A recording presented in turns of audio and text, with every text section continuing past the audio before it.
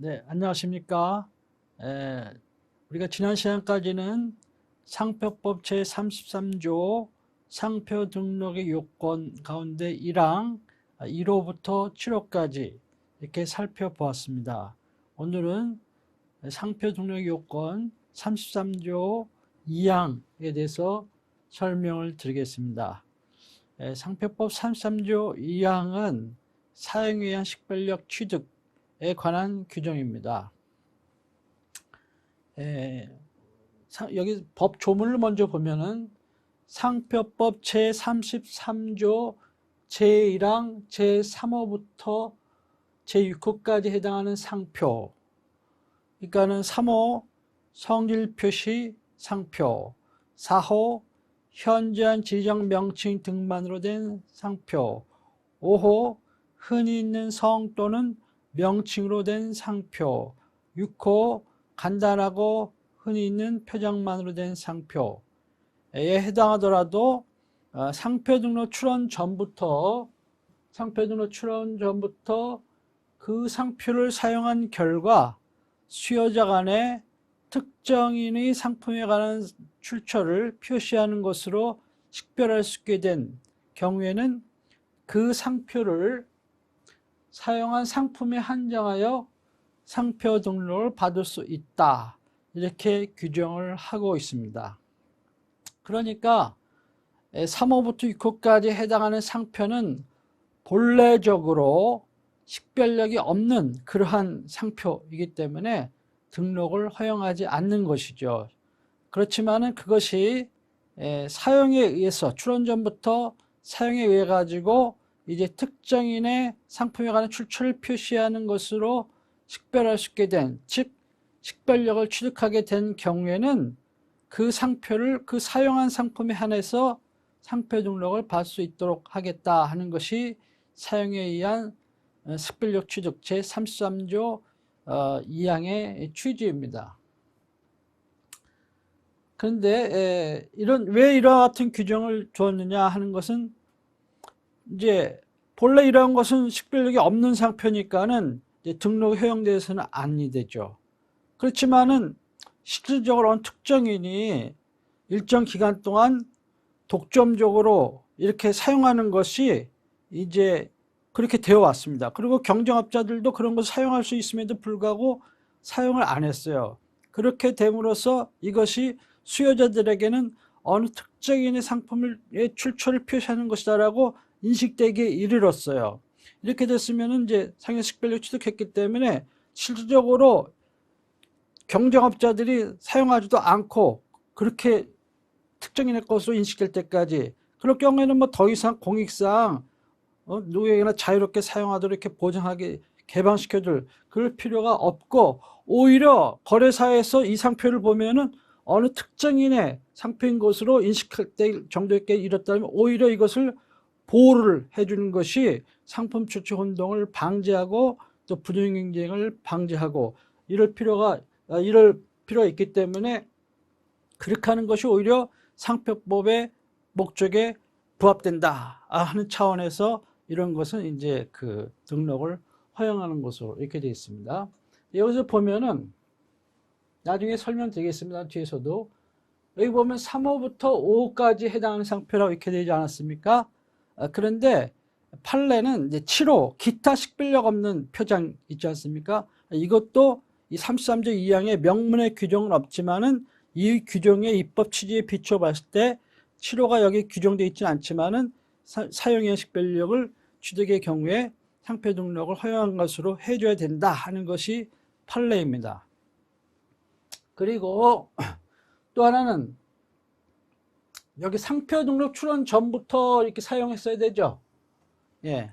그러다 보니까는 어떤 상표가 33조 2항의 요건을 갖추었느냐 아니냐 하는 판단 시점에 있어서 출원시를 기준으로 해야 되느냐 아니면 등록 여부 결정시를 기준으로 해야 되느냐, 즉 출원시냐 결정시냐, 이런 것이 문제가 되고 있어요. 문제가 될 수 있어요. 왜냐하면 상표는 출원 전부터라 그랬잖아. 그러니까 출원시를 기준으로 적어도 출원시에는 사용의 식별력을 갖췄다고 봐야 될, 인정이 돼야만 등록되는 거 아니야? 이렇게 생각할 수도 있거든요. 그렇지만은 판례는 결정시입니다. 그러니까 출원 전부터 사용해 왔으면 되는 것이고 그렇게 계속 사용한 결과 등록 여부 결정 시점 와서는 이것이 사용한 식별로 취득됐다라고 인정이 되면은 그러면은 이제 33조 2항의 요건을 갖추었다 해서 등록을 허용해 줘야 된다 하는 것입니다. 그 다음에 그 상표를 사용한 것 수요자 간에 특정인의 상품에 관한 출처를 표시하는 것으로 식별할 수 있게 된 경우 이렇게 돼 있지 않습니까? 근데 옛날 개정 전 상표법 구상표법에 보면은 수요자 간에 현저하게 인식되어 있을 경우에 사용의 식별로 인정된다 이렇게 봐야겠어요. 현저하다는 것은 여기 있는 특정인 상품에 관한 출처를 표시하는 것 이런 것보다는 훨씬 더 그 정도가 높은 것이거든요. 인식도가 더 높을 것을 요구하거든요. 그러니까 매우 엄격하게 해석을 해왔다는 것입니다. 그러니까는 이 요건을 갖춰가지고 등록하는 것이 결코 쉽지가 않았어요. 그렇기 때문에 실제 이제 기업에 있어서는 여러 가지 애로사항들이 있었습니다. 우리나라는 이걸 굉장히 엄하게 이제 해석을 하고, 뭐 미국이나 이런 나라들은 좀 완화해서 해석을 하고, 이렇게 등록을 허용하고 이런 식이었는데, 예를 들면은 SK라든가 GS라든가 KT라든가 뭐 이런 식으로 이렇게 기업의 그룹의 이니셜을 따가지고 상호를 짓는 경우가 많이 있거든요. 이런 경우에 우리가 봤을 때는 상당히 광고도 많이 하고 많이 알려졌다라고 보는 것 같은데도 근데 그런 것도 추론해보면 아직은 현저하게 인식됐다고 보기 어렵다. 뭐 이런 식으로 해가지고 등록이 안 되고 이렇게 허용되지 않는 그런 경향들이 있기 때문에 이것이 상당히 애로사항을 이렇게 가져오는 그런 상황이 있었습니다. 기업의 입장에서는. 왜냐하면 이제 그런 게 나타나면 또 이상한 중소업체들이라든가 이런 것이 그것을 이용해서 상호를 막 짓거든요. 예? SK마트, 예? 그런 식으로 이렇게 짓는 경우가 많이 있다고. 이것을 규제를 하고 싶은데 이제 그런 것이 안 되는 거죠. 그래서 아무튼 그래서 조금 이것이 현실적으로 맞지 않는다 해가지고 조금 그 정도를 기준을 완화했습니다. 완화해가지고 현저하게 인식된 이런 표현 문구를 없애고 대신에 특정인 상품에 관한 출처를 표시하는 것으로 식별할 수 있게 된 경우 이렇게 되어 있습니다. 그래서 이 문장 표현은 잘 기억을 해 놓으셔야 돼요. 그래가지고 2차 시험 볼 때는 이 문맥이 그대로 나오도록 해야 돼. 예? 이렇게 개정된 문구가 그대로 이렇게 그래서 잘 기억을 해 놓으셔야 됩니다. 그 다음에 사용에만 식별력을 취득했으면 뭐 다 등록하는 게 그게 아니에요. 실제 출원 상표는 사용한 상표와 동일하거나 또 동일성이 인정될 수 있는 그런 상표여야 돼요. 유사 상표는 안 돼. 예? 예. 그렇기 때문에 실제 사용한 상표와 동일하거나 동일성이 인정되는 상표여야 되지 그거 유사한 상표까지 사용의 식별력이 인정되는 거 아닙니다. 또 지정 상품도 실제 사용한 상품이어야 돼. 예? 그래서 사용한 상품이어야 되고 그렇게 해야 됩니다. 그렇기 때문에 사용하지도 않은 상품까지 껴서 한꺼번에 예? 예를 들면 SK다 그러면 반도체다 SK 하이닉스 예를 들면 반도체다 예를 들면은 그게 지정상품인데 반도체 외에는 사용한 게 없는데 요번에 들어가는 김에 무슨 텔레비전까지 집어넣는다든가 이런 식으로 하면 안 된다는 거예요. 반도체 실제 사용한 상품이 반도체만 지정을 해야 되지. 그래서 여기 보면 그 상표를 사용한 상품에 한정하여 이렇게 돼 있잖아요. 한정하여. 예, 그렇게 해서 돼 있습니다. 그래서 요거에 대해서 이제 하나하나 살펴보도록 하겠습니다. 우선 첫째, 사용에 의한 식별력이 인정되는 상표는 아까 말씀드린 것처럼 3호, 4호, 5호, 6호 이렇게 되어 있습니다. 근데 옛날 상표법에 보면은 4호가 빠져 있었어요. 현재 지정 명칭 등록된 상표의 경우에는. 예?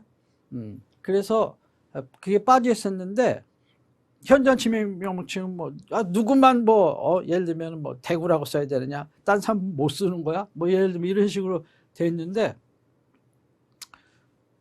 종로학원 봐요. 종로학원. 예? 종로학원을 생각해 봐요. 그러면 종로는 어떤 특정한 지명이라고 생각할 수 있잖아요. 근데 이것이 사용에 의해서 오랫동안 종로학원은 오랫동안 사용돼 왔잖아요. 그 명성 있잖아요. 누구든 종로학원을 다 알아. 종로학원, 뭐 대성학원 이렇게 경쟁자인데. 그러면은 사람들이 지금 오늘날 종로학원 그러면은 종로를 생각합니까? 그게 아니죠. 어떤 특정한 구체적인 학원을 생각을 하잖아요. 예? 우리 아들 종로학원 보낼까 하면 그 특정한 재수 전문 유명한 학원을 생각을 하지, 그냥 저기 뭐야 뭐 아무 종로에 있는 아무 학원이라 생각을 합니다. 그건 아니잖아요. 예, 그렇기 때문에 이것이 그런 경우에도 식별력을 취득했다라고 인정을 해줘야 되는 거 아니냐 해서 이제 현전 지명 이런 것들이 껴 들어가게 된 겁니다. 2001년 7월 1일부터 뭐 이렇게 연도까지 뭐 특별히 기억하실 필요는 없는데, 그렇지만 아무튼 잘 기억을 해 놓으셔야 돼요. 그 다음에 아까 얘기한 것처럼 7호.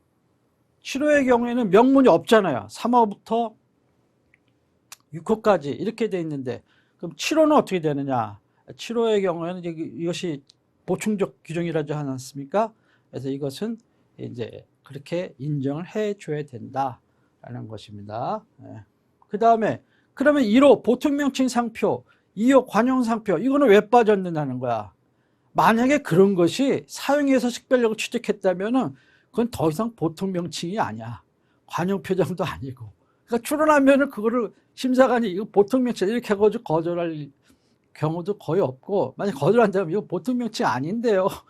관용 표정 아닌데요. 이렇게 할 수가 있거든요. 그래서 등록을 받을 수 있기 때문에 이런 것은 언급을 하고 있지 않습니다. 그 다음에 사용해야 식별력이 필요한 상표의 유형인데, 보통은 이제 이 다음과 같이 이런 상표, 특수한 상표들은 원래는 이거 식별력을 갖추기 어렵고 식별력 기능을 이런 것이 좀 약합니다. 그래서 예를 들면 입체 상표, 이건 사실 뭐 디자인으로 인식이 되지 보통은 상표로 인식되지 않거든요. 색채 상표, 이 색채 상표는 뭐예요? 예를 들면 뭐 삼성 마크, 블루 마크, 하얀 글씨로 삼성, 이게 색채 상표입니까? 그건 아니라 그랬잖아요. 그건 일반 상표라 그랬지. 색채 상표라는 것은 단일의 색채 또는 색채의 조합만으로 된 상표가 색채 상표라 했잖아요. 그럼 이것은 무슨 재료라든가 무슨 뭐 배경이라든가 이런 컬러로만 인식이 되지 어떤 상표로 인식되는 경우가 드물거든요. 그래서 그런 걸 상표 등록을 받으려면은 그게 정말로 상표로서 기능을 하고 있는지, 그런 식별력을 갖췄는지를 따져야 되는데, 되게 그러려면은 이것은 사용에 의해서 식별력이 취득이 됐어야만, 아 그래 이 정도면은 이제 자탄san포 식별 그런 역할을 기능을 하고 있구나, 그러니까 상표를 해주자 이러기 때문에 이런 것은 사용의 식별력이 필요한 상표들입니다. 기타 식별력 없는 소리라든가 냄새 상표, 기타 시각적 상표, 위치 상표죠. 기타 비시각적 상표 등 이런 것들은 원칙적으로 사용에 의한 식별력을 입증하여야 상표 등록이 가능해요. 근데 예외적으로 그 자체가 이미 식별력을 가지고 있다. 그러면 이제 그런 것은 등록이 되겠죠. 근데 그런 것은 굉장히 얼마 안 되고, 대부분은 이런 것은 원래 식별력이 없는 것으로 이렇게 되어 있습니다. 그래서 원래 이걸 영어로 inherently non-distinctive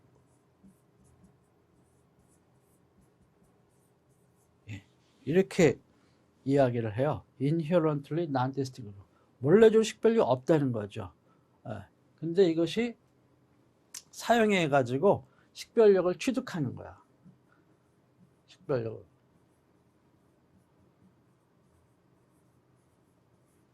디스팅티브에서 식별력을 취득하는 거예요. 사용에 의해서. 그래서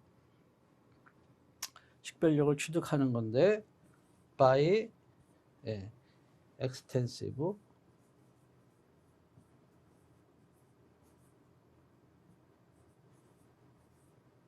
use of the mark. 이렇게. 그래서 상표를 이렇게 실제적으로 사용해가지고 널리 사용해가지고 식별력을 취득했다, 이렇게 acquired 했다,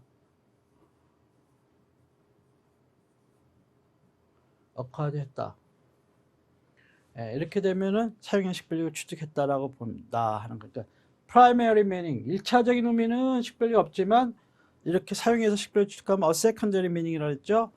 그래서 이 식별력을 취득한 걸로 이렇게 합니다. secondary meaning을 뭐 2차적 의미 이렇게 번역을 할 수도 있지만 그냥 상표법에서는 식별력을 사용해서 식별력을 취득했다 이렇게 하면 됩니다. 그래서 죄송합니다. 그래서 인정 사례를 보면은 비아그라 이 알약 사건, 비아그라 약 사건에서 이건 사용형 식별력 인정해 준 거예요. 이거 보면은 비아그라, 파이자의 비아그라 하는 것이고, 그 다음에 이 블록 쌓기 사건, 이것은 블록 장난감인데 이거는 사용형 식별력을 인정하지 않으셨어요. 오늘날도 여러분 보세요.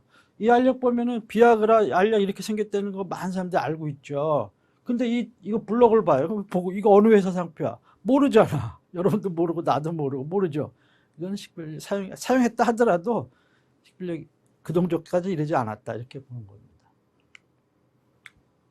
그 다음에 적용 요건은 상표 등록 출원 전부터 상표를 사용하고 있었어야 된다. 출원인이 그 출원 전부터 실질적으로 독점해서 사용했어야 된다. 실제로 substantially exclusive use 해야 돼요. 실질적으로 독점적으로 사용했어야 된다 하는 것입니다. 그때 이때 사용이라는 것은 상표법상의 사용을 얘기하는 거예요. 상표법에서 규정하고 있는 그런 정의 우리가 먼저 공부하지 않았습니까? 그 상표법상 상표의 사용의 정의 규정이 있는데 거기에 맞는 그런 사용이어야 된다 하는 것이에요. 그러면 어느 정도 기간까지 사용해야 되느냐? 뭐 심사기준에는 보통 5년 이상 이렇게 실질적으로 비경합적으로 즉 경쟁자가 싸지 않았어야 된다는 얘기죠. 그리고 또 continuously 계속해서 이렇게 사용을 해왔어야 된다는 거죠. 이런 것을 요건으로 하는 것인데, 그런데 오늘날 광고 선전 매체 수단이 발달을 했기 때문에 짧은 기간에도 대대적인 광고를 때려버리면은 갑자기 확 유명해지는 수도 있거든요. 예, 그런 경우를 예를 들면 CU 편의점, 패밀리마트 다 간판 없어지고 CU를 쫙 깔았잖아요. 오늘날 CU는 웬만큼 알아 이제는. 로마자 주자기 때문에 간단하고 흔히 있는 그런 표정이지만 그래 식별력 취득했네 이런 식으로 해가지고 뭐 예를 들면 또 옛날에 성경이 SK로 바꾸면서 막 대대적으로 막 물량 공세에서 광고 물량을 떼자 우리가 이제 이렇게 상호를 바뀌었다 막 이래가면서 그럼 짧은 시간에 이제 SK 그러면 성경 이렇게 생각하고 그런 식으로 해서 알 수가 있기 때문에 사용 기간이 짧더라도 그런 그 매출액이든가 광고라든가 뭐 이런 등 여러 가지 해서 인지도가 확 이렇게 올랐을 때는 그때는 사용형 식별력을 인정을 해 준다 하는 것입니다. 그 다음에 그것이 수요자 간의 그 상표가 특정인의 상품에 관한 출처를 표시하는 것으로 이렇게 식별할 수 있게 되었어야 된다 하는 것입니다. 여기서 그 수요자라고 하는 것은 해당 상품, 즉 그 사용 상품이죠. 그 분야에 있어서의 에버리지 컨슈머를 얘기하는 거예요. 평균 수요자 또는 일반 수요자라고도 얘기하는데 일반 수요자. 여기 수요자 컨슈머스에는 트레이더스, 거래자도 다 포함되는 거예요. 그래서 보통은 뭐 판례가 일반 수요자나 거래자 이렇게 많이 표현을 하는데 다 이제 수요자 이익을 보호하는 게 상표의 목적이니까 여기에는 트레이더스도 포함돼요. 그러니까 도소매업자를 생각을 하시면 돼요. 도소매업자도 결국은 수요자 아니야? 대량으로 사와가지고 파는 거니까. 그런 식이기 때문에 하는 것이고. 그 다음에 특정인의 상표에 관한 출처 이렇게 돼 있죠. 이때 출처. 이때 출처라고 하는 거는 이제 출처는 두 가지로 나눌 수가 있어요. 구체적인 출처, 추상적인 출처, concrete source, anonymous source 이렇게 나눌 수가 있어요. 그런데 우리가 상표 발달 때 보면은 이 초기에 산업이 발전할 때 간의 수공업 단계를 거쳐서 기계화를 거쳐서 이제 대량 생산 사회로 넘어가지 않습니까? 그러면 중세라든가 이런 간의 수공업 단계에 머무르면은요, 여러분 민속촌 가보십시오. 민속촌이 하나의 이제 그런 나라라고 칩시다. 그러면은 거기에 대장간에 대장장이가 무슨 낫을 판다. 낫을 만들어 팔어. 그러면 우리가 딱 보면은 아 그거 그 개똥이네 집에 그 대장장이에서 만든 거야. 그러니까 막 소스를 구체적으로 다 알아. 그 사람 얼굴까지 알아. 사장님 그 얼굴까지 알아. 그렇게 대개는 그렇게 초기에는 그랬었어요. 그렇지만 오늘날에는 우리가 나이키 신발을 사서 신는다. 나이키가 어디 있어? 어디야? 에? 에? 미국 오레곤주 유진이라고 하는 도시 포틀랜드 근처. 포틀랜드 거긴 일 아는 사람도 잘 많지 않잖아요. 어딘지 모르잖아. 이것도 상품이 나이키는 막 또 뭐야 OEM식으로 만들기 때문에 이게 지금 중국 옛날에는 우리나라 부산에서 주로 많이 만들었지만 지금 뭐 베트남에서 만드는지 그 다음에 저기 뭐야 미얀마에서 만드는지 어디서 만드는지 모르잖아요. 그렇지만 뭐야 상표가 붙어있기 때문에 아 같은 소스에서 나왔을 것이다. 같은 출처에서 이렇게 생각을 하지 않습니까? 그런 것처럼 오늘날의 출처라는 건 대개는 어나니머스 소스, 추상적 출처를 의미하는 거예요. 어딘지 막연히 어딘지 모르지만 같은 출처일 것이다 하는 정도로만 알면 되는 거예요. 그래서 여기서의 출처는 추상적 출처를 의미하는 것이다 하는 것입니다. 네, 이것이 판례입니다. 그래서 구체적으로 이렇게 어느 출처까지 이렇게 인식할 필요는 없다 하는 것이죠. 그 다음에 식별할 수 있게 된 정도는 옛날에는 현저한 게 인식돼 있기 때문에 주지도 저명도 이런 주지상표보다 인식보다 오히려 높은 쪽으로 이렇게 생각을 했는데 지금은 문구가 바뀌어 가지고 주지상표 인식도보다는 낮은 단계를 의미하는 것이고 일부 지역에서 일반 거래가 수주자들의 특정인 상품에 관한 추측을 표시하는 것을 식별할 수 있게 된 경우에도 인정이 가능한 것으로 이렇게 돼 있었어요. 그래서 종래에는 현저하게 인식된 이렇게 해서 주지상표보다 높은 인식도를 요구했었다 하는 것이죠. 근데 아까 말씀드린 것처럼 SK나 KT나 GS나 막 이런 식으로 뭐 LG나 막 이런 식으로 했을 때 이거 뭐 그러면 이거 현실적으로 맞지가 않는다는 거예요. 그래서 좀 정도를 완화해서 해주자. 왜냐 수출을 해야 되는데 전 세계 우리나라 수출해야 돼. 이게 국내에 등록이 돼야 그걸 기초로 해가지고 뭐 막 무선권장에서 파리 루트를 해가지고 여러 나라에 출을 하든지 아니면은 뭐 이걸 기초로 해가지고 마드리드 루트를 통해 가지고 여러 나라 지정국 해가지고 출을 하든지 이렇게 해서 글로벌 브랜드 전략을 펴야 되는데 우리 글로벌 기업들이 국내에서 조차 보호를 못 받으니까 못 받는다면 문제가 많이 생기잖아요. 해외 나가서 보호하는데도 굳이 우리나라 이게 뭐 옛날 거 고집해가지고 이렇게 엄격하게 할 필요가 있느냐. 좀 완화해주자 하는 식으로 해서 법이 바뀌었다 하는 것을 아시면 됩니다. 그 다음에 실제로 사용한 상표를 사용한 상품에 출원했어야 돼요. 아까 설명드린 것처럼 그래서 실제로 사용한 것과 동일한 상표를 출원해야 되고 지정상품은 실제로 사용한 상품과 동일한 상품이어야 된다 하는 것이 판례예요. 그러니까 유사한 상표를 출원하거나 유사한 상품을 지정하거나 이렇게 되면은 이제 사용형 식별력 취득한 것으로 보지 아니한다. 그래서 등록이 허용되지 아니한다 하는 것이죠. 근데 이때 여기서 상표나 상품은 엄격한 의미에서의 물리적인 동일성을 의미하느냐 아니면 실질적인 동일성을 의미하느냐. 그러니까 완벽하게 100% 같진 않아도 이거는 똑같은 거 아니야? 실질적으로는 똑같은 거 아니야? 라고 볼 수 있을 정도면 되는 거냐 하는 것인데 실질적인 동일성을 의미하는 거다. 엄격하게 동일할 필요는 없다 하는 것입니다. 그래서 그리고 이제 뭐 엄격하게 되게 동일한 것을 요건으로 하고 유사한 상표까지 식별력이 미치지 않지만은 그러나 어떤 상표 기본 상표가 있고 그걸 약간 변형한 유사상표들을 이렇게 사용해 왔다면은 이 상표의 식별력을 원래 상표 기본 상표가 있고 약간 이걸 변형한 상표들이 있겠죠. 기본 상표의 식별력 사용의 식별력 취득 인정하는데 도움이 될 수는 있다 하는 그런 것입니다. 도움이 될 수는 있다 하는 거지. 그 다음에 그 상표의 구성 중 식별력이 없거나 미약한 부분과 동일한 표장이 거래사에서 오랜 기간 사용된 결과 상표적으로 출원한 전부터 소유자가 누구의 업무에 관련 상표를 표시하는 것인가 이렇게 인식된 경우 그것은 이제 식별력을 갖게 되죠. 근데 이와 식별력을 취득한 부분을 그대로 포함함으로써 그의 상표 구성 부분과의 결합을 하여 이미 취득한 식별력이 감쇄되지 않는 경우에는 그 상표는 전체로 볼 때에도 그 사용된 상표에 관한 자동 식별력이 있는 것으로 봐야 된다 하는 거예요. 예를 들면 봅시다.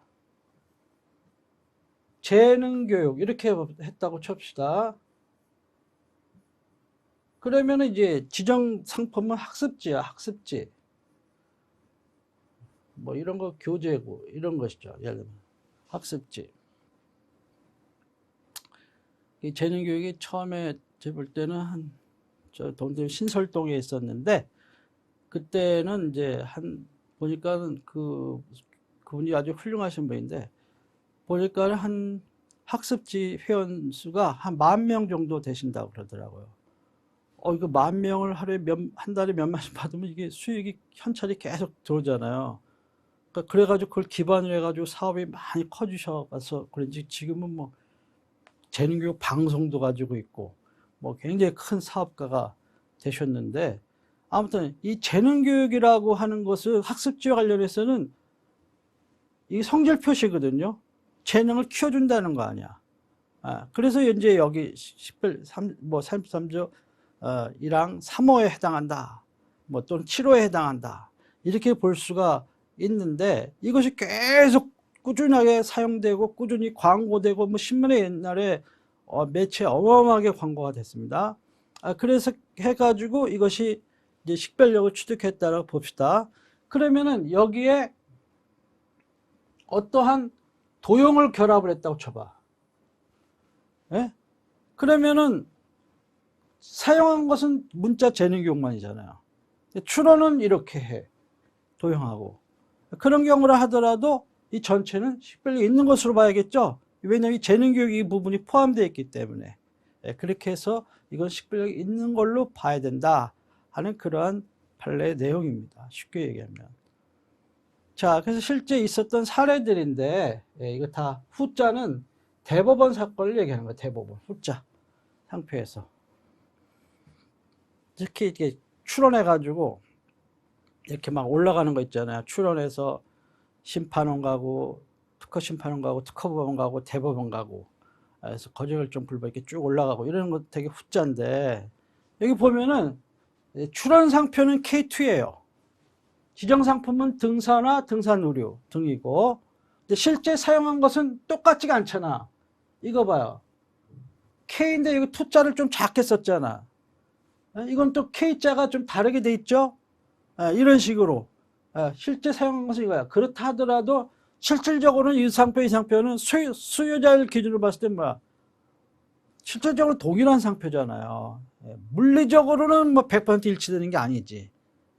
이건 이제 K자가 두껍고 넓고 또 똑같고 이렇게 돼 있는데 이런 건 보이질 않잖아. 그러니까 물리적으로는 100% 일치하진 않지만 실적으로는 뭐 이거나 똑같은 거 아니야? 실적이 동일성이 있을 때는 인정을 해준다 하는 거예요. 그 다음에 경남대학교 사건 봅시다. 경남대학교 실제로 이런 거 또는 마크하고 이렇게 하고 영문서 썼어. 출원한 거는 이렇게 썼어. 이런 것도 결국은 실질적으로 동일한 거다. 이렇게 봐준 거예요. 그 다음에 이제 알다시피 골프웨어야, 슈페리어 이런 경우. 이런 경우는 실제는 이렇게 썼는데 골프용품에 문자로만 이렇게 출원을 했어. 이건 조금 그 전략을 잘 짜신 것 같아 이분이. 예? 저 삼성역에 보면은 그 내거리에 이 슈페리어 빌딩 있죠, 회사 빌딩이. 근데 슈페리어가 옛날에 33조이랑 3호를 보세요. 어느 상품에든지 등록 안 해주는 표장 중에 하나가 슈페리어가 있었잖아. 우수한 이런 식으로 품질 표시, 베스트 뭐 first 막 이런 거 했을 때 거기 보면 superior가 있다고요. 원래는. 그렇지만은 이제 그러면은 처음부터 superior 등록하겠다고 추천했으면 등록이 됐을까요? 안 되겠죠, 당연히. 3점 이런 심사 기준이 딱 있으니까. 근데 뭐야, 골프는 이런 도용하고 막 썼잖아. 에? 썼는데 막 쓰다 보니까는 이제 뭐야, 도용보다도 그 문자가 점점 유명하게 된 거야. 예, 그래가지고 이제 그런 바탕하에서 이것을 딱 추론하면서 사실적으로 이런 걸 쫙 낸 거예요. 근데 이건 다행히 이것은 운 좋게 인정이 돼가지고 등록이 됐어요. 그러니까 등록이 되면 참 좋은 거지, 이런 상표는. 이미지, 좋은 이미지를 주니까.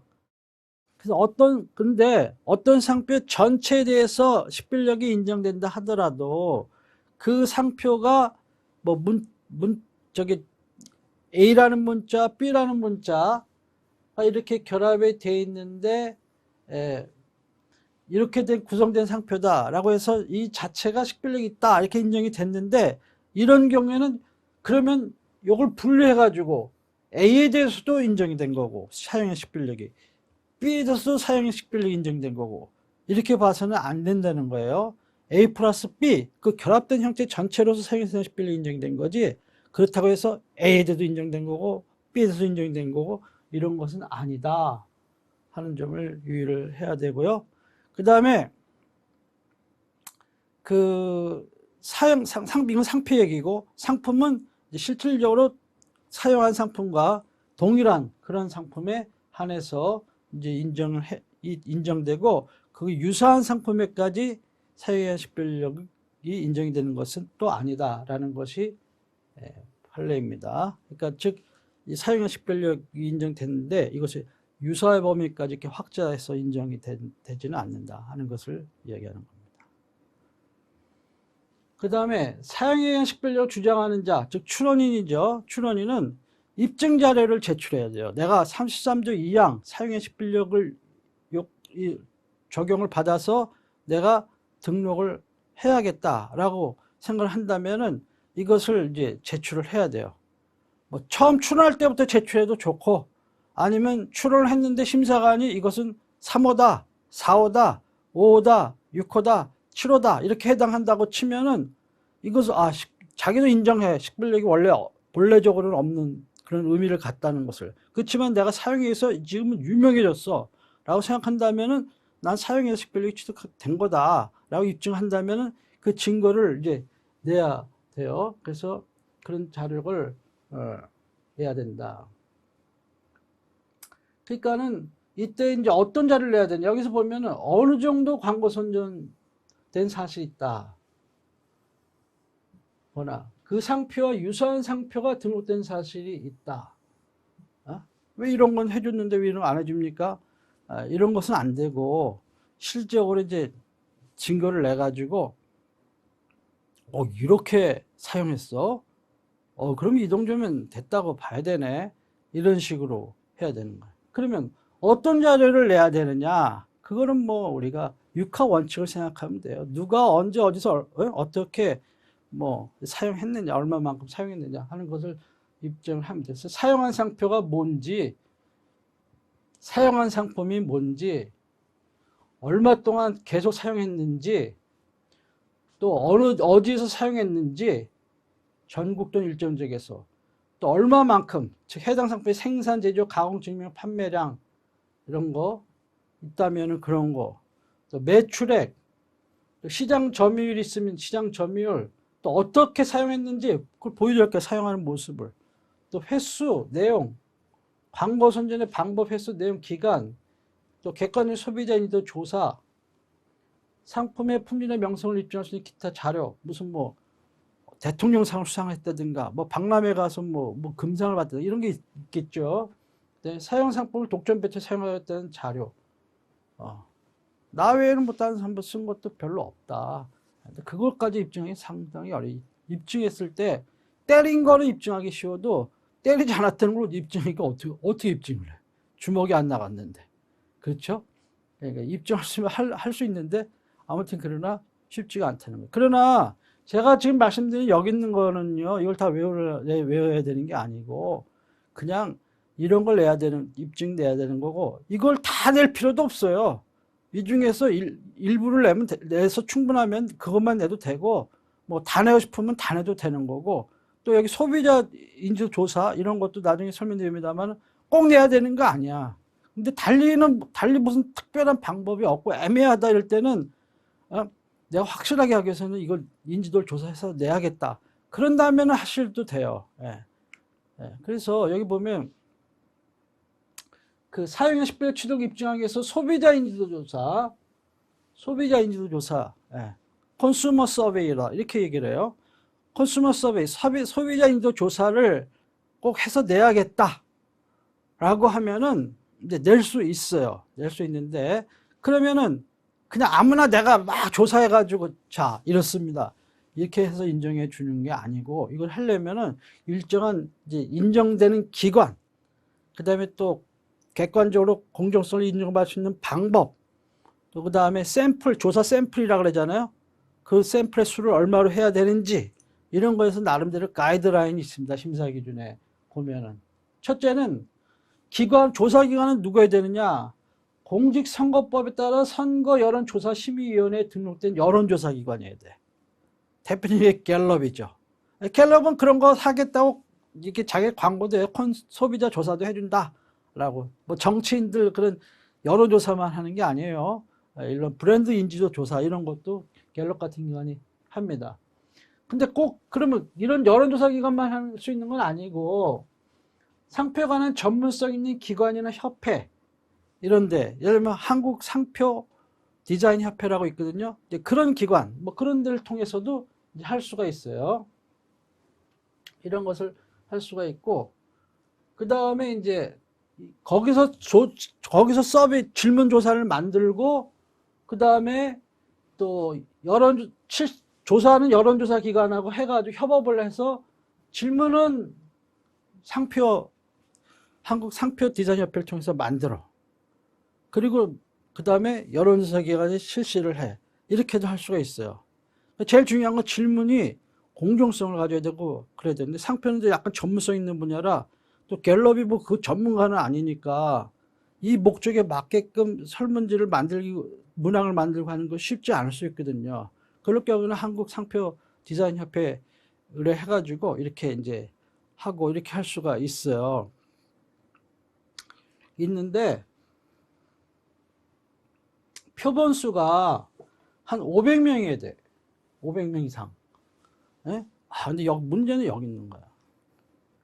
500명 이상이면 돈이 얼마인 줄 알아요? 최소 5천만 원 이상 들어가. 예? 상표 인지도. 그러면 중소기업들은 이런 거 하기는 어렵지. 진짜. 예? 대기업들 아니면은 돈이 많이 들어가고. 예. 그래가지고 또 열심히 조사했는데 그게 다 인정이 되느냐? 거기에 기록되는 것도 아니야. 설문조사 결과에 그것이 심사관이나 심판을 바인딩 하지 않은 코트를, 법원을, 예? 거기에 구속되는 것도 아니에요. 예. 근데 이제 대개는 존중을 주겠죠, 존중은. 그렇지만 그렇지 않을 수 있다. 왜냐? 그것이 이제 조사 질문 내용이 유도성 질문일 수도 있잖아. 그러니까 질문이 공정성 있느냐도 보고. 예? 근데 조사 방법 때도 뭐야? 질문은 공정한데 뭐야? 지가 원하는 조사 결과를 의도하기 위해서 또 그 질문하는 게 조사하는 방법이 약간 또 이렇게 유도성일 수도 있잖아요. 그런 여러 가지 있기 때문에 이게 쉽지가 않다고요.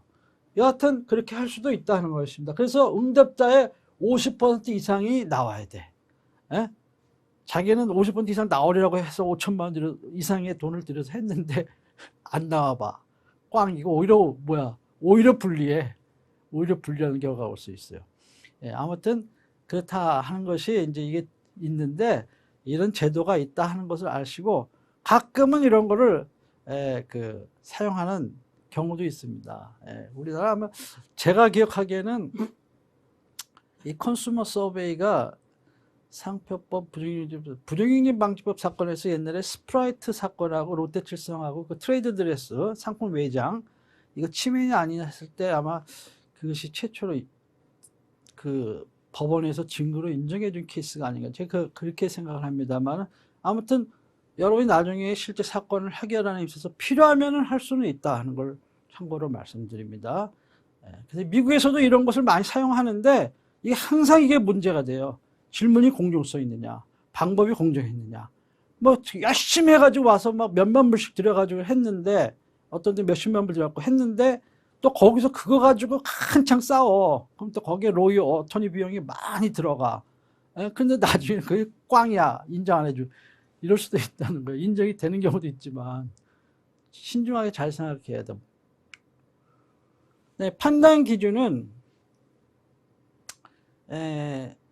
사용식별령은 상표 사용자만이 독점적으로 독점표도 상표를 사용한 결과 이게 자타식별령 취득금으로 인정이 돼서 허용되는 거기 때문에 이런 사용 실적 이런 것을 고려를 해서 판단해야 되고, 그 다음에 이것이 사용에 의해서 등록을 해줘. 등록이 한다는 건 뭐라 그랬어요? 독점권을 주는 거 아니에요? 그것도 전국에 대해서. 그러니까 이것이 정말 갖춘지 안 갖춘 것은 엄격하게 이렇게 해석을 해 나가야 된다 하는 것이 판례입니다. 그 요건을 잘 갖춘 것은. 그래서 이거 참 인정받기가 쉽지는 않습니다, 실질적으로. 그러나 인정을 또 해주기는 경우도 있어요. 그 다음에 그 상표가 사용해서 식별력 취득한 것이 인정되기 위해서는 구체적으로 그 상표가 수요자 특정인 상표에 관한 추출 표시가 식별되었다는 것이 증거, 아까 입증자료 내야 된다 했잖아요. 그래서 증거에서 명확하게 인정이 돼야 되고, 그 다음에 이것을 사용해 식별력 취득한지 여부는 이러한 여러 가지 기간, 사용 실적, 그 다음에 다른 상표 경합적 사용의 정도 및 태양, 또 상표 사용자의 명성, 뭐 신용 이런 것도 종합적으로 고려를 해가지고 이제 이렇게 수요자에게 특정인 상표로 인식되었느냐 하는 것을 기준으로 이제 판단한다 하는 것입니다. 그 다음에 그래서 이거 우선 판단에 있어서 첫째, 인적 범위는 해당 사용 상품의 에버리지 컨슈머, 평균 수요자, 즉 일반 수요자나 거래자를 기준으로 이렇게 하고 있고, 두 번째, 지역적 범위는 원칙으로는 전국적으로 미쳐야 돼요. 왜냐하면 전국적으로 독점권을 주는 거기 때문에. 그렇지만 경우에 따른 예외적으로는 이제 지역 상품을 특성상 일정 지역에서 알려져 있는 경우에도 인정하는 것으로 봐야 된다 하는 것이 심사 기준의 입장이고, 판례는 그전에는 전국에 일단 알려져야 된다 하는 것입니다.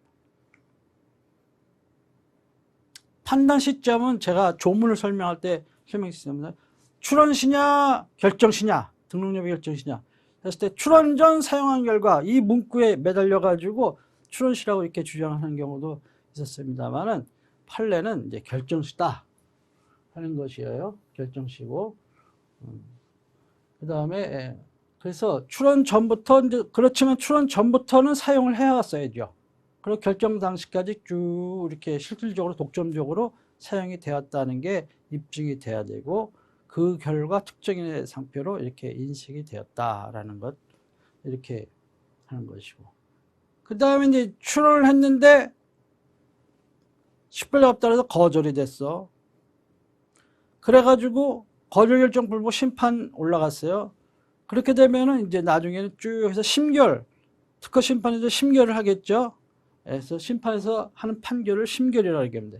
심결실을 기준으로 판단한다는 거예요. 그럴 때는 쭉 올라가서, 그래서 이렇게 해가지고 출원을 했어. 근데 등록 여부 결정시야. 근데 안 됐어. 불복했어. 이때가 심결시야. 그럼 이때를 기준으로 해야 된다는 거예요.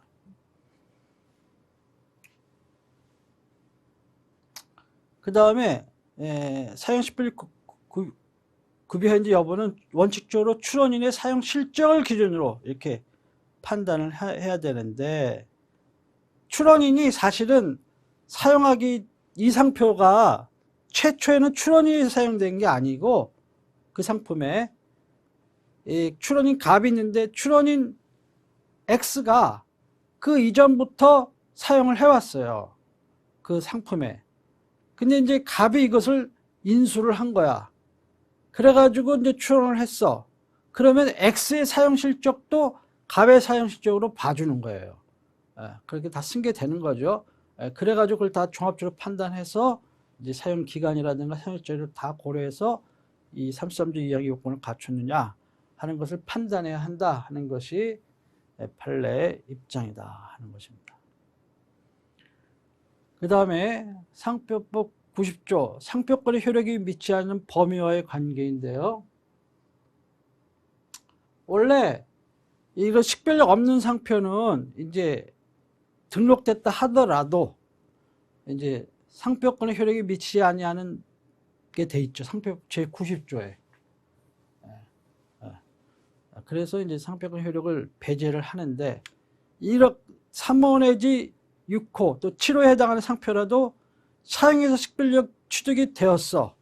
그래서 등록을 인정해 줬어. 그랬는데 다시 90조가 작동이 돼가지고 너는 권리 상표권 효력이 미치지 않아. 이렇게 되면 뭐야? 의미가 없는 거 아니야, 등록해 준 게. 예? 그거는 90조를 인정하는 것은 뭐야? 식별력이 없는 상표가 잘못 등록되었거나 등록된 이후에 식별력이 상실했다. 이럴 때는 상표권 효력이 미치지 아니한다. 이러는 것인데 사용해 식별력을 취득을 했고 그 다음에 존속기간 동안에 그것을 사용해 식별력이 잃지도 않고 계속 유지하고 있는데 그래도 불구하고 너는 성질 표시다. 뭐 회원전 지명이다. 등록해가지고 권리 행사를 배척한다면은 이것은 사용해 식별력 취득의 등록을 인정해준 거에 의미가 없잖아요. 그래서 이런 경우에는 이제 그 90조가 적용이 안 되고 이제 권리를 인정을 해준다 하는 것입니다. 예를 들면 옛날에는 것을 만나, 만나. 이것은 원래 이제 효능 표시 아니에요. 효능 표시이기 때문에 33조랑 3호에서 등록이 안 되는 그런 것인데 이것이 이제 사용의 식별력 인정이 돼가지고 등록이 되었어요. 근데 누군가가 다른 사람이 만나 이렇게 쓴다고 쳐봐. 그러면 이거에 대해서 권리 행사를 하면 그 사람은 뭐야? 90조를 가지고 디펜스를 해. 이게 상표권 효력이 미치지 아니하는 거다. 그런 경우 사건에서 이거 사용의 식별에서 취득이 돼서 인정이 된 상표가 권리를 인정해 줘야 된다. 90조 적용을 받지 않는다. 이게 해서 맞다. 그때는 인정해 줘야 된다 하는 것이 그것이 판례예요. 그래서 동일하게 동일한 상표 사용할 독점배제 효력이 발생하고 동일한 상표를 동일한 상표로 타인 상표 등록하는 걸 배제할 수 있는 소극적 효력 이런 것이 인정이 된다 하는 것이 판례입니다.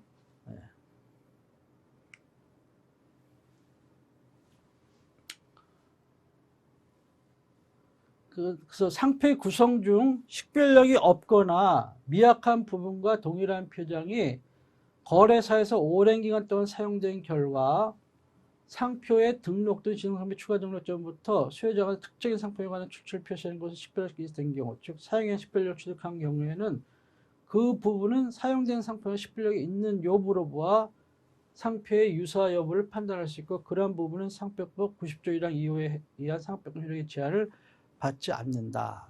마찬가지 그러한 이야기입니다. 그래서 사용해 식별력을 취득한 것은 90조 적용 안 받고 보호를 해준다 하는 얘기예요. 그 다음에 등록 상표의 전부 또는 일부 구성이 등록 결정된 식별력이 없거나 미약하더라도 등록 상표를 전체로서 또는 일부 구성 부분을 분려 사용으로써 권리범위 확인 심판의 심결 시점에 이르러서는 수요자 사이에 누구의 상품을 표시하는 것인지 현장인 실도로 중심적 식별력을 가지게 된 경우 이때는 이를 기초로 상표 유사 여부를 판단해야 한다 하는 것입니다. 그래서 권리범위 심판에서도 상표 여부에 해당하는 불식 정도 사용의 식별력 취득한지 여부는 언제를 기준으로 신결시를 기준으로 이렇게 판단을 해야 된다. 이게 중요한 판례 이것도요.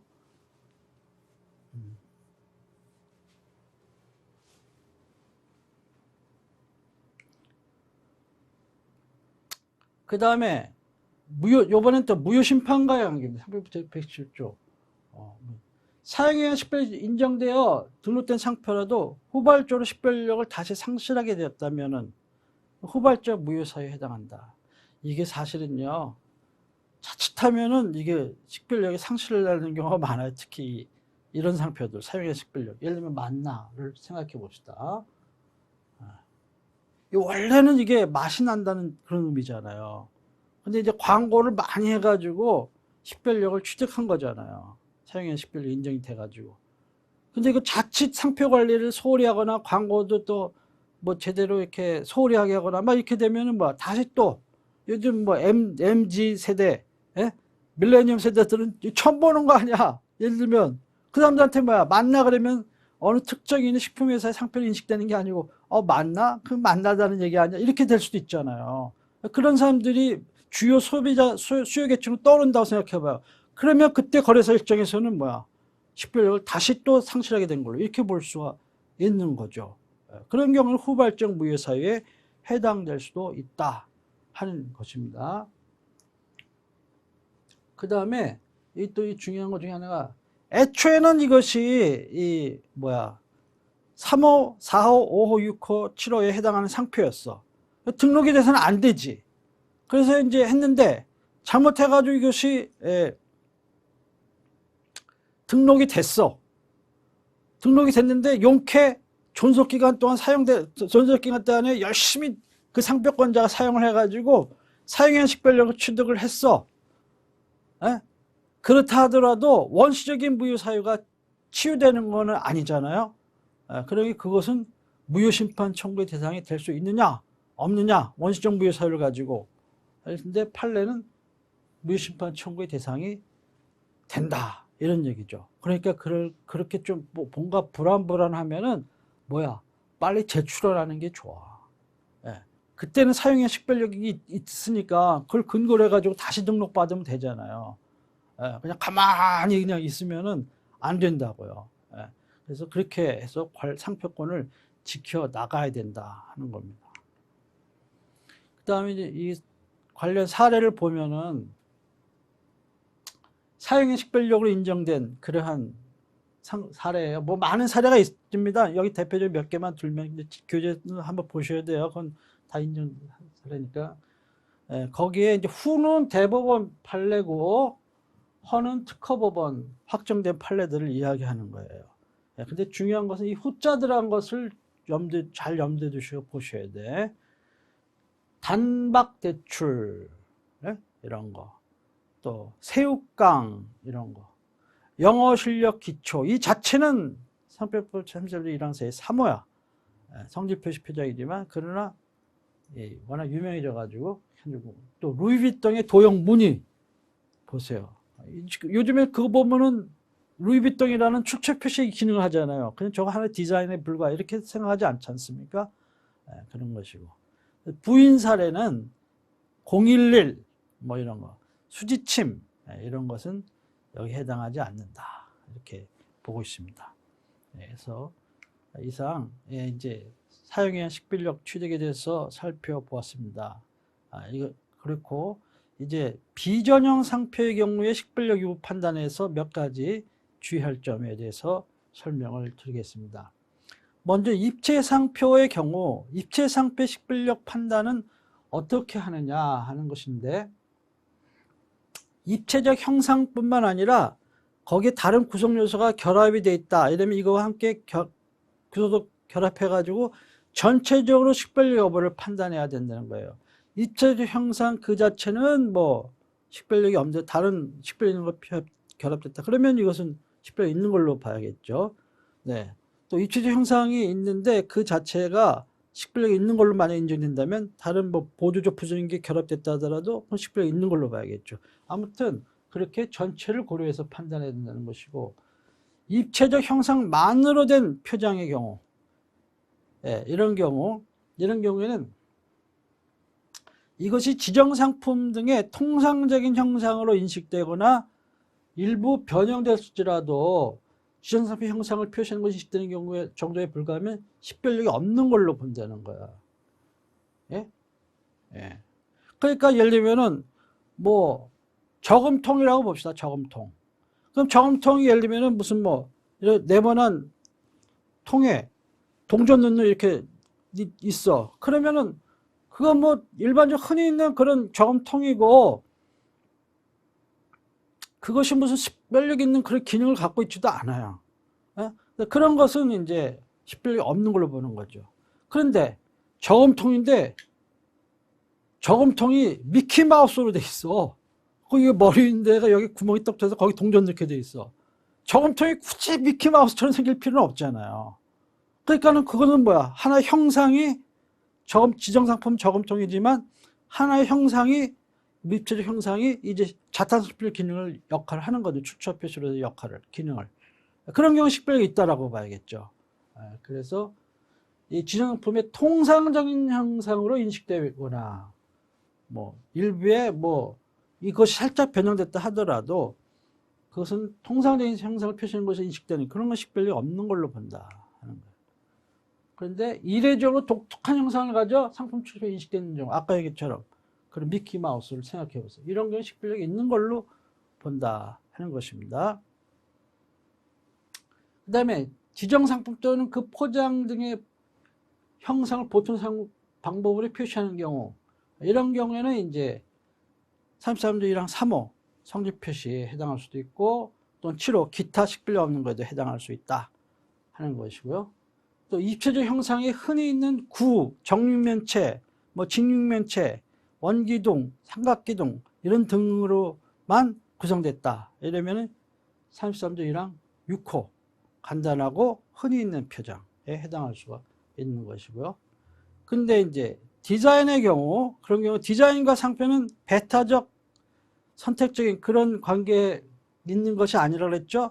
디자인으로도 보호될 수 있고 상표도 볼 수 있고 중첩적으로 이렇게 보호가 가능한 것이란 말이에요. 그렇기 때문에 디자인이 될 수 있는 형상이나 모양이라고 하더라도 그것이 상표의 본질적인 기능이라고 할 수 있는 자타상품 출처 표시를 위하여 사용되는 것으로 볼 수 있는 경우에는 그때는 식별력이 있는 것으로 본다 하는 것입니다.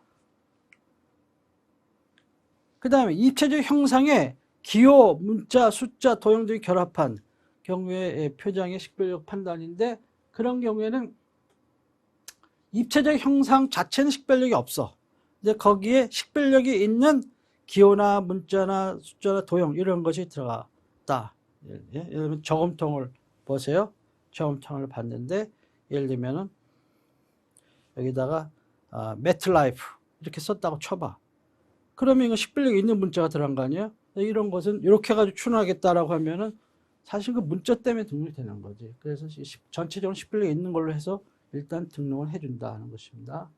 근데 여기 결합된 것이 뭘 나타내는 건지 결합이 돼 있는데 보조적 부족에 불과해가지고 식별력도 없어. 크기가 작거나 명확하게 표현되지도 않고 식별되지도 않고 그 자체도 식별력이 없. 그렇게 되면 이것은 식별력이 없는 걸로 본다 하는 것입니다. 자, 두 번째는 색채의 상표입니다. 색채는 그 자체가 본래 출처 표시로서의 기능을 하는 것은 아니거든요. 데코레이션 장식하고 뭐 그냥 등등이겠죠. 그래서 색채만으로 된 상표가 등록받기 위해서는 그 지정 상품 관련해서 사용의 식별력이 인정되어야 돼요. 그러니까 사용식을 내야 된다고. 그러니까 일반 상표하고는 등록받는 것이 좀 까다롭죠. 그렇게 해서 이동점은 유명해졌어. 이렇게 해야 됩니다. 그래서 그것이 이제 단순히 색채로서 머무르지 않고 사용해서 2차적인 의미, 사용의 식별력이 취득되었음이 그 인정이 돼야 된다 하는 것이고, 그때는 당연히 지정 상품은 그 사용한 상품에 한해서만 인정이 되는 것이죠. 그 다음에 이런 거를 이제 사용의 식별력 입증을 못했다. 상표를 딱 추론해놨는데 이제 사용의 식별력 인정 못했다. 그러면 단일 색채의 경우에는 간단하고 흔히난 표장으로 봐서 6호를 적용을 하고, 색채의 조합으로 이루어진 경우에는 이제 이것은 6호 내지 7호를 적용을 하고, 그래서 거절을 합니다. 그 다음에 색채만으로 된 것이 어떤 지정상품의 품질이나 그런 용도 성질 표시 표정에 해당한다 그러면 이건 또 3호를 적용해서 거절하고 이렇게 하게 돼 있어요. 네, 홀로그램 상표. 이것도 홀로그램 제출된 상표 견본을 딱 냈는데 상표에 대한 설명을 이렇게 기재하게 됐어요. 나중에 추론 때 설명드리겠습니다만은 이런 경우에는 이 상표 이런 것이다 이렇게 됐는데, 이것이 통해서 특정되는 전체적인 외관이 지정상품의 품질 등 성질 표시하게 된 것을 된다면 3호를 적용을 하는 것이고, 기타 식별력이 없다고 하면 뭐 7호를 적용하는 것이고, 이런 경우가 있어요. 예를 들어 3호를 적용하는 경우를 봅시다. 이제 지정상품은 녹차야. 근데 출원하는 표장은 홀로그램 생성된 이미지가 녹차잎이 딱 나타나. 이렇게 비치면 녹차잎이 이렇게 보여. 그럼 이거는 이제 원재료 표시일 수도 있잖아요. 그러니까 그런 것은 안 되고. 그 다음에 지정상품에 흔히 사용되는 단순한 무늬로 구성되어 있어요. 보면 무늬 모양이 나와요.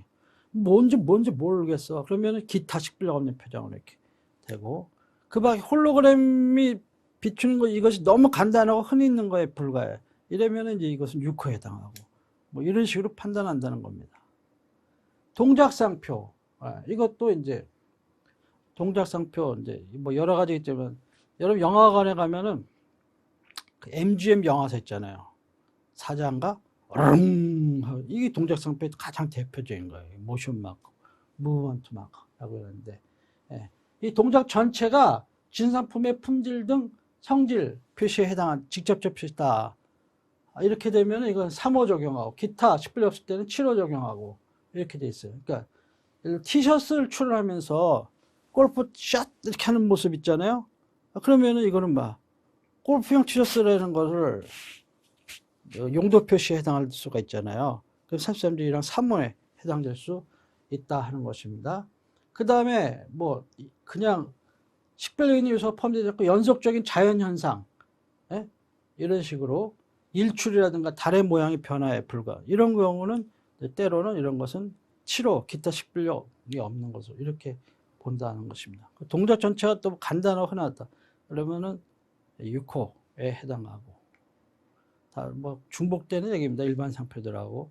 위치 상표, 이 대표적인 것인지 이것이 포지션 마크인데, 그 밖에 시각에서 시각도 인식할 수 이제 있는 상표 중에 하나인데,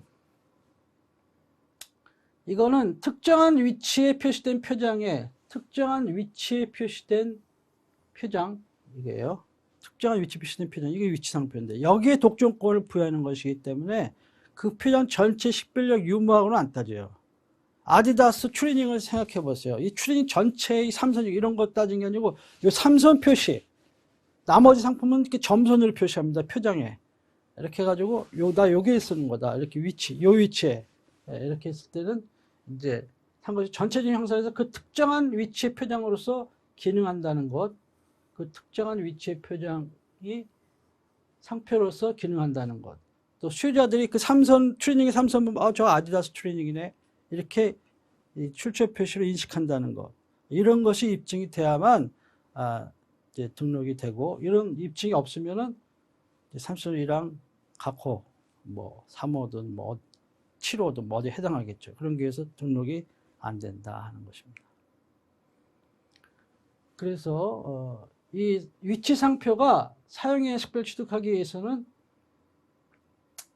이 특정 위치에 해당 상표 부착돼가지고 사용됨으로써 이것이 단순한 디자인적인 요소를 넘어서 소비자에게 출처 표시로 인식되었음을 요하기 때문에 출원인이 제출한 사용에 의한 식별력 취득 증거가 기타 식별력 요소와 결합되어 사용한 증거인지 출원된 위치 상표 자체에 사용이 되는 증거인지가 확인이 돼야 돼요. 그렇게 해가지고 사용의 식별력은 그 위치 상표가 직접적으로 사용된 경우에 한해서 인정을 해주는 겁니다. 그 다음에 특정한 위치에 사용된 표장이 기능적인 경우, 그런 경우에는 이제 식별력은 인정이 될지 몰라도 기능성에 해당하는 상표다. functional reality 해가지고 이것은 34조 나중에 설명드리면 거기 1항 15호를 적용해서 거절될 수가 있어요. 왜냐하면 그 상품을 만드는데 꼭 그렇게밖에 할 수가 없어. 그런 경우에는 할 수 없지. 이제 그런 등록을 안 해준다 하는 것입니다. 그다음 이제 소리상표, 이것도 원래는 식별력이 없는 걸로 보는데, 그래서 7호를 적용을 해가지고 거절하는데 사용 식별력 인정받은 게 등록이 가능하다 하는 얘기예요. 그래서 소리상표의 경우에는 이제 제품 판매량이 많다, 매출액이 많다, 이런 것만 고려해서는 안 되고, 그래서 직접적으로 상표로 사용했느냐. 예. 또 그래가지고 소비자들의 인지도를 고려를 한대. 인지도 조사 결과를 고려하도록 이렇게 되는데 꼭 조사 결과가 있어야 되는 거 아닙니다. 아무튼 그 낸 사용적으로 봤을 때 이건 상표로 사용됐다 인정을 해줘야 된다라고 하면은 이제 식별력이 있는 걸로 이렇게 인정해 줄 수가 있다는 것입니다. 이제 그 상표를 구성한 소리가 한음 또 두음 이런 거는 원칙적으로는 이제 6호 간단하고 흔히 있는 걸로 봐. 예를 들면은 컴퓨터의 경고음인데 띵 이 소리만 나. 띵 한음. 그것은 원래 이제 안 해줘. 그 다음에 초인종 소리 띵동 이런 것도 식별력이 없는 걸로 이렇게 봐요. 예, 그 다음에 또 소리 상품 공익적인 소리라든가 국내 국가에서 나오는 소리라든가 일반인들에게 널리 알려지고 흔히 사용되고 있어 특정인에게 독점권 부여에 타당하지 않다고 인정되는 소리 이런 거는 이제 7호에 해당한다 하는 경우에 또 공익적인 소리나 국내 국가에 나오는 소리가 품질에 오인하거나 수요자를 기만하는 염려했을 때는 상표법 34조 1항 12호 품질 오인 또는 수요자 기만의 염려가 있는 상표에 해당해서 등록이 거절된다. 나중에 구체적 부동사일 때 설명드립니다. 공익적인 소리의 예시는 뭐냐면 구급차 사이렌 소리. 예? 이거 어느 특정이 독점시킬 수는 없잖아요. 생각을 해보세요. 독점시켜 사용처럼 해서 공익사 견지에서 타당하지 않잖아요. 그러니까 이런 건 식별력이 없는 걸로 본다. 또 일반 수요자에게 널리 알려진 음악, 즉 노래 일부, 또 타인의 상표를 정당한 권한이 없는 자 소리 상표 출연 수요자를 기만을 알리는 경우에는 상표법 3조 1항 12호 아까 얘기했죠. 수요자 기만 염려 하는 것이고 남의 것 소리 그건지 알면서 이렇게 부당한 이익을 얻는 등 부정한 목적으로 이렇게 출연한 경우 그런 경우는 33조 1항 13호를 적용해서 거절하게 돼. 이건 다 구체적 부동사일 때 나오는 것인데 예를 들어 봅시다. CM송을 생각해 보세요.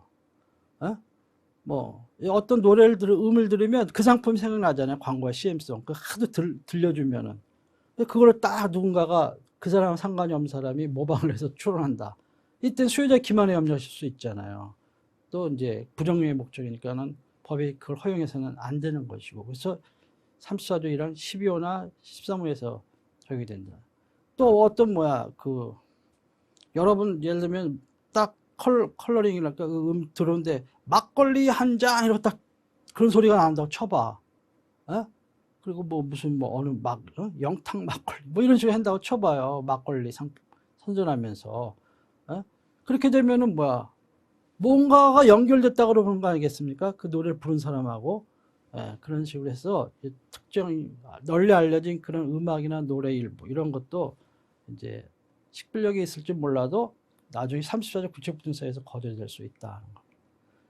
그 다음에 이제 냄새 상표 이것도 원래 출처 표시로서 인식되지 않는 것인데 이런 게서 그런 경우는 34조는 7호에서 거절이 되는데 사용해서 식별력 취득했다. 그러면 당연히 이제 이것은 식별력이 있는 것으로 이렇게 본다 하는 것이고 이 냄새나 냄새의 시각적 표현 이런 것이 상품의 시각적 표현인 것은 화학기호나 뭐 이런 걸로 나타나는 거죠. 아무튼 그런 것이 상품의 어떤 품질이라든가 용도나 원재료 이런 것을 직접적으로 표시하는 것으로 인정되면 3호에서 거절이 되고 대표적인 것이 이런 타의 고무양 목재가공업인데 나무 냄새 뭐 커피 전문점인데 커피향 뭐 이런 것이 되겠습니다.